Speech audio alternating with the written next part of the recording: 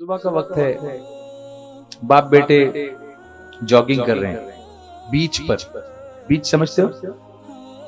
بیچ کس کو بولتے ہیں؟ جہاں پر سمندری کنارہ ہوتا ہے، جیسے یہاں پر جو بیچ ہے ایسے ہی.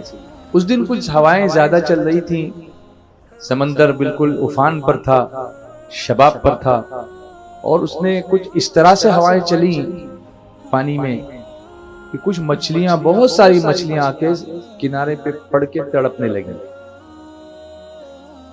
اب بہت سارے لوگ اس وقت جاگنگ کر رہے ہیں، سینکڑوں لوگ ادھر سے ادھر آ رہے ہیں، جا رہے ہیں، لیکن کسی کو ان مچھلیوں کی کچھ پڑی نہیں ہے.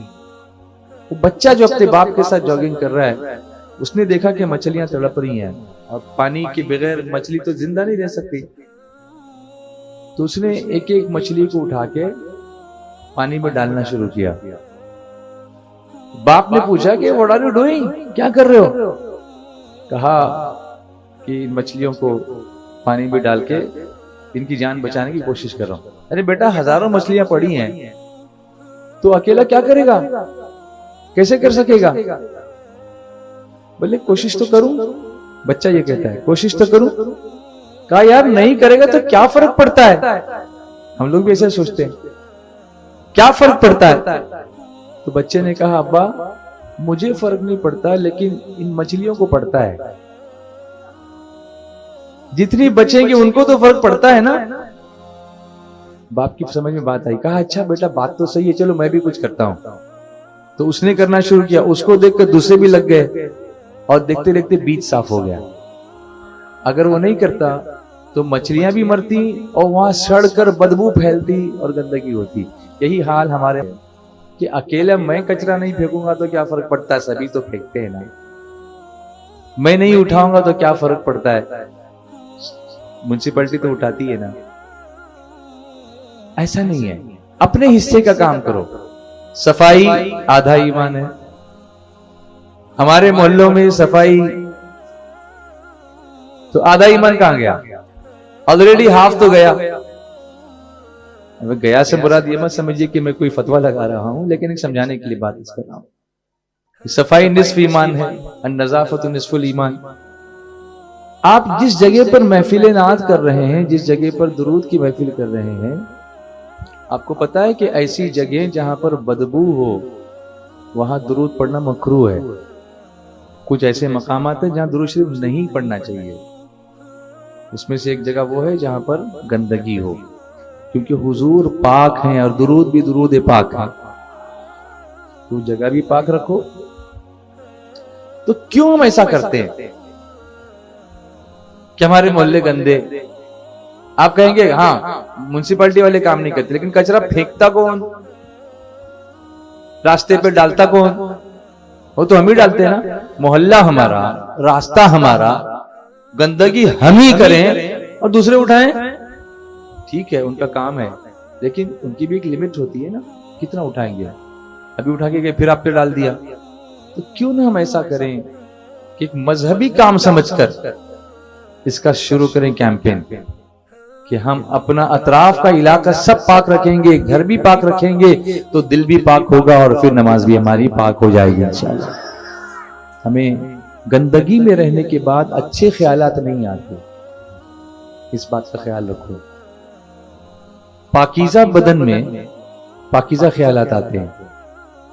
صاف جگہ پر کچھ اچھا کام کرنے کا جی چاہتا ہے، گندی جگہ پر نہیں چاہتا.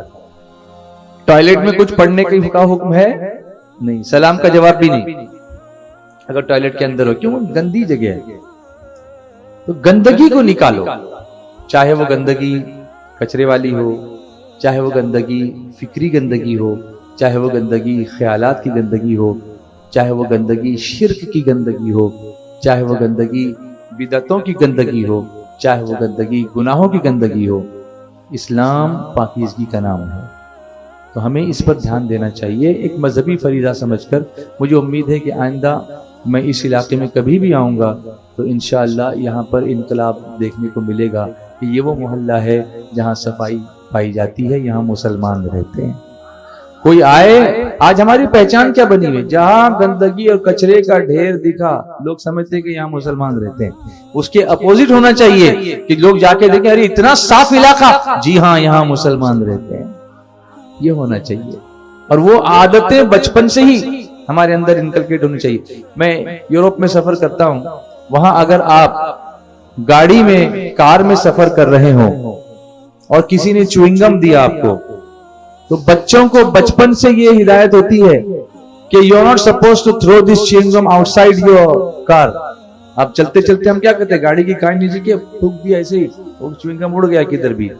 ایسا نہیں ہوتا وہاں پر. وہ جو چوئنگم کے اندر نا 2 پیپر ہوتے ہیں, ایک باہر کا اس کا جس پہ اس کی ایڈورٹائز اس کا نام, اور ایک وہ شائننگ والا پیپر ہوتا ہے اندر, آپ نے دیکھا ہوگا. وہ اس لیے ہوتا ہے کہ کھانے کے بعد اس کو اس میں ریپ کر کے آپ ڈسٹ بن میں ڈالو. وہ دوسرا پیپر ہوتا ہی اس لیے ہے, لیکن ہم کو اس کا استعمال ہی نہیں پتا ہے. تو ہم خالی تھوکنے کی عادی ہو گئی, ادھر تھوکا ادھر تھوکا. اس لیے کسی کو ٹی بی ہو رہی ہے, کسی کو جو ہے وہ میزلز کی بیماری ہو رہی ہے, تو کسی کو روبیلا کی بیماری ہو رہی ہے, تو کسی کو ڈینگو ہو رہا ہے. یہ سب گندگی کی وجہ سے. سب مچھر کیوں پیدا ہو رہے ہیں, گندگی سے پیدا ہو رہے ہیں. آپ کہو گے یہ کون سا بیان انہوں نے شروع کر دیا, اس کا تعلق ہمارے مذہب سے ہے. کوئی بھی ہماری عبادت بغیر پاکیزگی کے نہیں ہے. تو ہمارے علاقے گندے کیوں ہیں, کیا آپ لوگ اس پر دھیان دیں گے انشاءاللہ؟ آواز نہیں آ رہی آپ کا, ہمت نہیں آپ لوگ کرتے. بولو انشاءاللہ صفائی کریں گے انشاءاللہ.